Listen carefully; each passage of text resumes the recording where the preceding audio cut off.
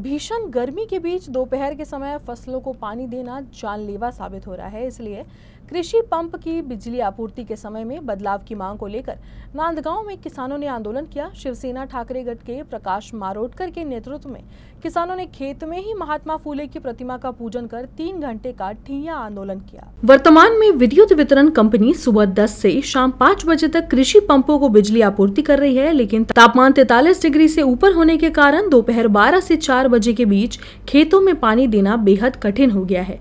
गर्मी के कारण कई किसानों को चक्कर, बेहोशी जैसी समस्याएं आ रही हैं और उन्हें अस्पताल में भर्ती करना पड़ रहा है।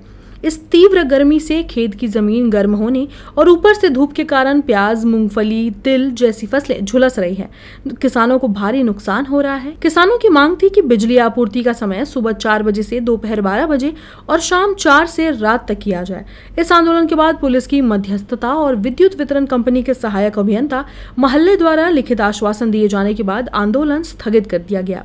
उन्हाळी पिकाला पाणी देण्याकरता शेतकऱ्यांना जो दुपारच्या तापमानामुळे होत असलेला त्रास, 43 डिग्रीच्या वर हे तापमान जात असताना वीज वितरण कंपनीतर्फे सकाळी 10 ते सायंकाळी 5 पर्यंत या एवढ्या मोठ्या तापमानामध्ये पिकाला पाणी देणं शेतकऱ्यांना शक्य होत नाही।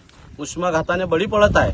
अनेक शेतकऱ्यांना चक्कर येणे, बेशुद्ध होणे असे प्रकार निर्माण झाल्यामुळे आज आम्ही शेतातच शेतकऱ्यांना काय अडचण होते म्हणून या अडचणी संदर्भात शेतकऱ्या ठिय्या आंदोलन सुरू केलेलं आहे। जोपर्यंत एमईसीबीचे अधिकारी येऊन आम्हाला लेखी देत नाही की वीज पुरवठ्याचा, कृषी पंपाच्या वीज पुरवठ्याचा टाइम टेबल आम्ही बदल करू, सकाळी 4 ते 12 आणि सायंकाळी 4 ते सायंकाळी 12 पर्यंत जोपर्यंत हा टाइम टेबल होणार नाही तोपर्यंत या रखरखत्या उन्हातून आम्ही या ठिकाणाहून हटणार नाही। त्यामुळे आज शेतातच शेतकऱ्यांसह आम्ही या ठिकाणी ठिय्या आंदोलन सुरू केलेलं आहे। म्हणून जोपर्यंत या ठिकाणी एमएससीबीचे अधिकारी येणार नाही तोपर्यंत आम्ही या ठिकाणाहून उठणार नाही।